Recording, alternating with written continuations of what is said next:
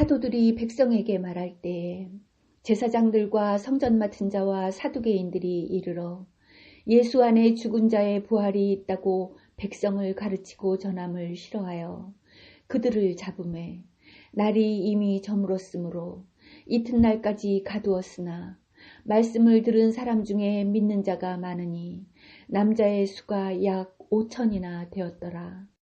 아멘. 오늘 1절과 2절은 매우 대조되는 모습을 우리 가운데 보여주고 있습니다. 자, 사도들은 뭐하고 있어요? 말씀을 전하고 있습니다. 사도들은 말씀을 전하고 있고 제사장들과 성전 맡은 자들은 뭐하고 있어요? 사도계인들은 뭐하고 있어요? 부활하는 도 전함을 싫어하여 이렇게 말합니다. 여러분 1절과 2절을 같이 한번 다시 보겠습니다. 사도들이 백성에게 말할 때, 그죠? 근데 제사장들과 성전 맡은 자와 사두개인들이로 예수 안에 죽은 자의 부활이 있다고 백성을 가르치고 전함을 싫어하여 이렇게 말하거든요. 근데 여러분 여기 보면 참 재밌는 표현이 나오죠. 1절을 보면 이렇게 기록하고 있잖아요. 사두개인들이 누가 안 나오고 있어요? 네, 바리새인들이 나오지 않고 있습니다. 여러분 그 당시 바리새파와 또 이 사두개파는요 아주 굉장히 대립되는 그런 과정을 가지고 있었습니다. 그 당시에 이 바리새인들은 사람들에게 존경받는 종파였었어요. 근데 그들은 어떻게 했냐면 부활이 있다 이렇게 얘기합니다. 부활이 있다.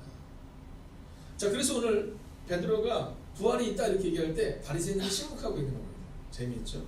근데 오늘 보면 이 사두개인들, 이 사두개파는요 원래 부활이 없다라고 말해요.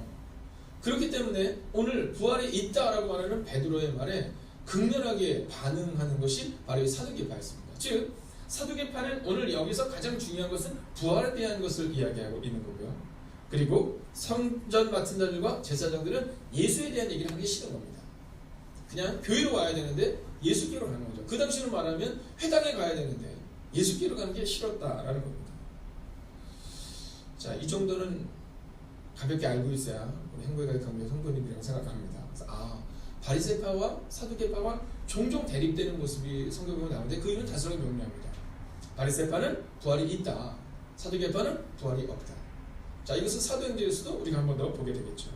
자, 그러나 하여간 이 두 가지 모습 중에 극명하게 보여지는 것은 말씀을 전하는 자와 그리고 싫어하는 자들로 나뉘고 있다라는 겁니다. 자, 오늘 이 성전 맡은 자들과 제사장들은 철저히 감정적으로 지금 대처하고 있는 거예요. 왜냐하면 2절을 보면 부활하신 예수님 전하는 것을 싫어한 겁니다. 그냥 싫어하는 감정, 이 감정으로 인해서 지금 문제가 발생되고 있다라는 거죠. 자, 이 감정으로 인해서 3절 보면 어떤 일이 일어납니까? 함께 읽을까요? 시작. 그들을 잡음에 날이 이미 저물었으므로 이튿날까지 가두었으나. 자, 감정으로 인해서 그들을 붙잡습니다. 그리고 그들을 가둬버려요. 여러분 오늘 우리 가운데 성경이 주는 아주 중요한 메시지가 하나가 있습니다. 그것은 뭐냐면 어떤 일을 할 때, 어떤 말을 할 때, 또는 어떤 결단을 할 때 말씀이 우리의 기준인가 아니면 감정의 기준인가를 결정하셔야 합니다. 오늘 성전 맡은 자들과 제사장들과 이 사두개인들이 이곳에 있을 때 과연 저들이 말하는 것이 말씀으로 맞느냐 틀리냐가 아니라 감정적으로 싫어했다는 겁니다. 말씀을 깊이 있게 연구하고 깊이 있게 묵상하고 과연 예수가 진정한 사람인가 아닌가, 하나님의 아들인가 아닌가를 보는 것이 아니라 그들은 지금 어떻게 행동하고 있냐면 감정적으로 대처하고 있다라는 거죠. 자, 여러분 우리는 어떠세요?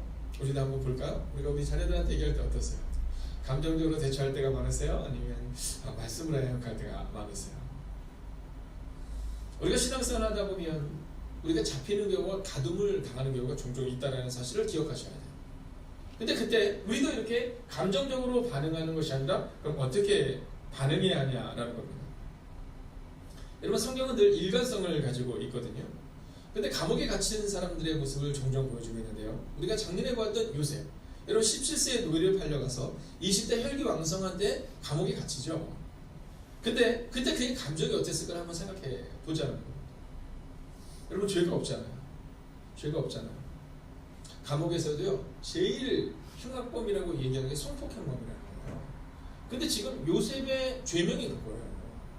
얼마나 힘들었을까, 얼마나 억울했을까. 근데 그는 감정적으로 대처하지 않습니다.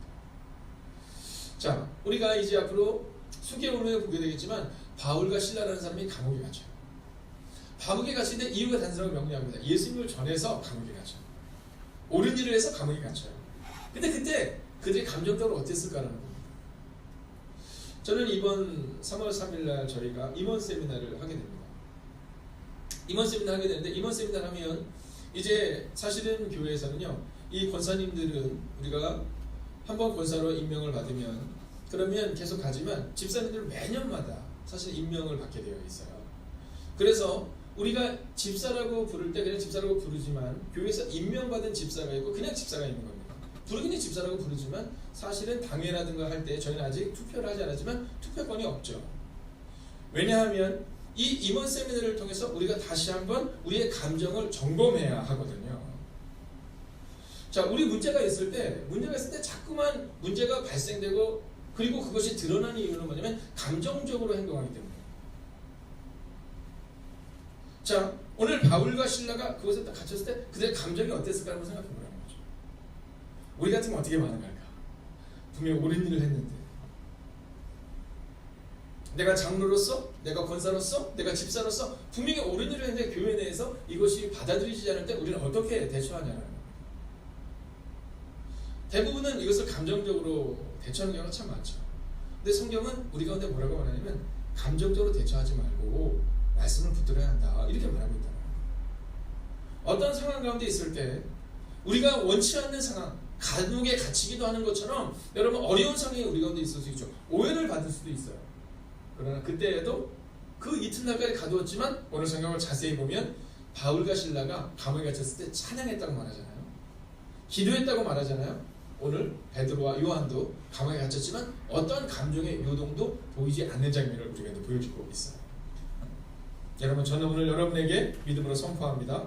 혹시 여러분이 교회 일을 하다가 혹은 여러분의 가정에서 자녀를 양육하다가 여러분의 직장생활을 하다가 누군가를 만나서 어떤 이야기를 하다가 감정적으로 상하는 일이 있을 때 여러분 먼저 반응하는, 먼저 그들을 가두는, 먼저 그들을 어렵게 하는 사람이 되지 마시고 오늘 베드로와 요한처럼 잠잠히 말씀 앞에 서시는 한 분이 되시기를 주의 이름으로 축원하겠습니다.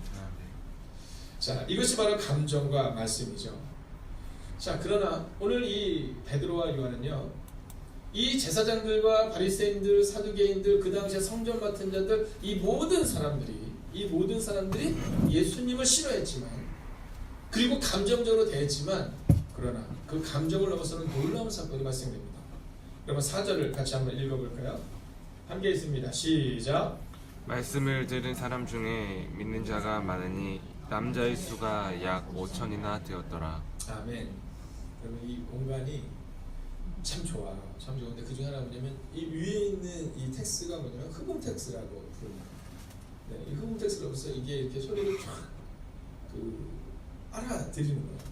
그래서 이 하우링이 별로 없는 겁니다. 일반 교회에서 하우링이 많은데, 네, 그런 장점도 있지만 단점이 하나 있어요. 그것은 뭐냐면 우리가 말을 하는 소리 있잖아요. 우리가 말을 하는 소리에 한 3분의 2 정도밖에 소리가 잘 안 들립니다. 네. 그래서 평상시 만약에 이런 것들이 없으면요, 이 공간에서 이렇게 읽으면 소리가 엄청 커요. 근데 그 소리보다 한 3분의 2 이상으로 소리가 쭉 줄어듭니다. 드럼도 보면 알잖아요. 사실은 이 정도 공간이면 드럼이 엄청 크거든요. 사실은. 근데 여러분 드럼이 저 뒤에서는 사실 너무 작다고들 얘기를 하시거든요. 이유가 이 흡음 텍스트 때문이에요. 목사가 이렇게 길게 얘기하는 이유는 뭘까요? 말씀을 이때 크게 읽어달라고 말씀을 드리는 겁니다. 자, 4절을 읽었어요. 자, 이 4절의 영광스러운 순간을 보세요. 감정 때문에, 지금 싫어하는 상황 때문에, 또는 제사장들의 그 마음 때문에, 기득권 때문에 베드로와 요한이 갇혔거든요. 근데 어떤 일이 일어나요? 네, 갇혀있는 그때 남자가 믿은 사람이 몇 명? 5,000명. 여러분 놀라운 겁니다. 그럼 여자는 몇 명쯤 되었을까요? 아이들은 얼마나 되었을까요? 여러분 이 사건으로 인해서 예루살렘 공동체, 기독교 공동체가 어느 정도가 되었다고 학자들은 이야기하냐면 약 2만 명에서 3만 명이 되었을 거라고 말합니다. 여러분 이것은 참으로 놀랍고 놀라운 일입니다. 감정을 넘어서서 말씀을 전했을 때 이 일이 일어났다는 거죠. 그러면 어떠한 감정을 넘어섰느냐? 첫째는요, 두려움의 감정을 넘어서서 말씀을 전했다는 겁니다. 여러분 2절을 보세요. 싫어하고, 15절을 보면 의논하고, 18절을 보면 경고하고, 21절을 보면 위협했다라고 말해요. 오늘 베드로와 요한은 이미 알고 있었어요. 우리가 말씀을 전하면 이렇게 위협함을 당할 것이다. 알고 있었고 두려웠을 것입니다. 오직하면 이 베드로가 도망가잖아요. 여러분 이 베드로가 어린 계집종이 베드로에게 얘기하니까 막 예수님 모른다라고 얘기하고 그리고 저주하고 도망가잖아요. 근데 이 베드로가 두려움을 넘어서게 되었다라는 겁니다. 여러분 오늘 여러분이 두려워하는 것은 무엇이세요? 여러분의 감정적으로 이거 안 될 것 같다는 상황은 무엇이세요? 여러분 감정에 넘어지지 마시고 말씀으로 두려움을 넘어서시기를 주의 이름으로 축원하겠습니다. 아멘. 두 번째는요, 실패의 감정을 넘어섰다는 겁니다. 감옥에 갇혔다. 이것은 실패처럼 보였어요. 여러분 믿음이란 무엇일까요? 믿음은 아주 단순한 겁니다. 믿음은 뭐냐면 바로 실패의 감정을 넘어서는 겁니다. 여러분 오늘 실패한 것처럼 보이지만 그걸 넘어서는 겁니다. 한번 따라할까요? 실패는 넘어서는 것입니다. 넘어서는 것입니다. 여러분 실패가 오지 마라 이렇게 말하면 곤란합니다. 실패가 오지 마라 이렇게 말하면 곤란해요. 어저께 저희 교회 서영민 간사님이 왔어요. 처음 와서 이제 인사를 하고 이번 주부터 이제 사역을 시작하게 되는데요. 제가 서영민 간사님이나 새로운 사역자가 오면 꼭 하는 얘기가 있습니다. 전도사님에도 꼭 하는 얘기가 있어요. 그것은 뭐냐면 실패를 두려워하지 말라는 거예요. 다만 실패가 반복되면 안 돼요. 실패가 반복되면 실수가 됩니다. 그리고 실수가 반복되면요 실력이 돼요. 여러분 작은 성공의 경험을 우리 자녀들이 자꾸 할 수 있도록 여러분 도와주셔야 돼요. 근데 성공의 경험을 하기 위해서는 뭐가 있어야 돼요? 실패가 있어야 되거든요. 오늘도 실패해보고 내년도 실패해보고 실패를 넘어서는 과정을 거쳐야 돼요. 근데 우리는요 실패를 두려워해요. 한번 실패하면 나 안 되나 보다. 그럼 포기해버려요. 아닙니다. 여러분 오늘 여러분의 마음 가운데 실패를 두려워하지 않고 실패를 넘어서는 은혜가 임하기를 주의 이름으로 축원하겠습니다. 아멘. 마지막 세 번째입니다. 계산의 감정을 넘어섰다는 거예요. 계산의 감정을 넘어섰다. 여러분 될 거다 안 될 거다 이걸 너무 계산하지 마세요. 저는 은혜교회에서 함께 예배를 드리면서 은혜교회 목사님께 참 은혜를 많이 받았는데요. 그 중에서도 제일 큰 은혜가 뭐냐면 은혜교회 목사님이 딱 그러셨잖아요. 언제 하나님이 되는 일 가지고 하셨냐고. 언제 하나님이 될 만한 일 가지고 하셨냐고. 막 이렇게 얘기하는데 너무 은혜가 돼요. 성경이 그렇게 얘기하거든요. 될 만한 일을 얘기하지 않습니다. 여러분 요셉이라는 사람이 가나안에서 애굽으로 팔려가서 노예였고 그리고 성폭행 먹으면 전가를 가지고 있는데 근데 그 사람이 지금 애굽의 총리 대신이 된다? 있을 수도 없는 일입니다. 오늘 갈릴리 사람 그 당시에 가장 인정받지 못했던 그 갈릴리 사람 베드로가 예루살렘의 기독교 공동체의 수장이 된다. 있을 수 없는 일입니다. 여러분 한번 생각해 보세요. 여러분이 생각해 보세요. 여러분이 좀 그러면 저를 생각해 볼까요? 여러분 죄인 중에 죄인이라고 얘기하는 사람 바로 저일 수 있습니다. 어쩌면 하나님 앞에 갔을 때 여러분들은 좀 당당할 수 있어요. 근데 저는요 하나님 이렇게 얘기해 줄 것 같아요. 너는 참 말은 잘했는데 넌 그렇게 살았니? 이렇게 물어보셨을 것 같아요. 어저께 왔던 청년이 그 얘기를 하는 거예요. 그 청년이 이제 결혼했으니까 청장년이죠. 집이 위례예요. 위례에서 오는 겁니다. 꽤 먼 거리죠. 여러분 끝이잖아요. 근데 어저께 와서 예배를 드리고 그렇게 얘기해요. 목사님 거리는 아무것도 아니라고 생각해요. 거리는 아무것도 아니라고 생각합니다. 말씀을 너무 잘 전하는 분들도 많고 또 좋은 교회도 집 근처에 많습니다. 근데 아내에게 그렇게 얘기했대요. 좋은 목사님들도 많고 말씀을 잘 전하는 목사님도 많고 좋은 교회도 많지만 큰 교회도 많지만 그러나 내가 그분의 삶을 알고 그리고 그분과 함께 동역할 수 있는 교회를 내가 가보고 싶으니까 아내에게 양해를 구했다는 거예요. 그 얘기를 듣는데 너무 부끄러운 거예요. 아니 얘가 나를 다 알고 얘기하나. 여러분 만약에 제 마음 가운데 있는 죄나 제 마음 가운데 있는 연약함을 다 알잖아요. 그럼 제가 여기서 설교할 수 없습니다. 저는 그냥 하나님이 시키는 대로 이 말씀대로 살아갈 뿐이다 라는 거죠. 여러분 계산하지 마세요. 여러분도 죄도 다 죄인입니다. 목사님은 조금 더 깨끗한 죄인 아니요. 주님 앞에 있으면 여러분이나 저나 다 똑같은 죄인입니다. 그러나 하나님이 우리를 사용하여 주셔서 우리가 이곳에 있는 겁니다. 사랑하시는 여러분, 사람이 마음으로 자기 길을 개혁한다 할지라도 그 걸음을 인도한 자는 나와십니다. 오늘 그 믿음을 가지고 그 말씀을 붙들고 살아가시고 계산적인 믿음이 아니라 혹은 나를 너무 낮게 계산하지도 마세요. 나는 안 될 거야. 나는 죄인이 아니요. 용서받는 죄인이잖아요. 여러분 제가 믿음으로 선포하겠습니다. 크게 한번 아멘 해주십시오. 우리는 기도했고 주님이 하셨습니다. 아멘.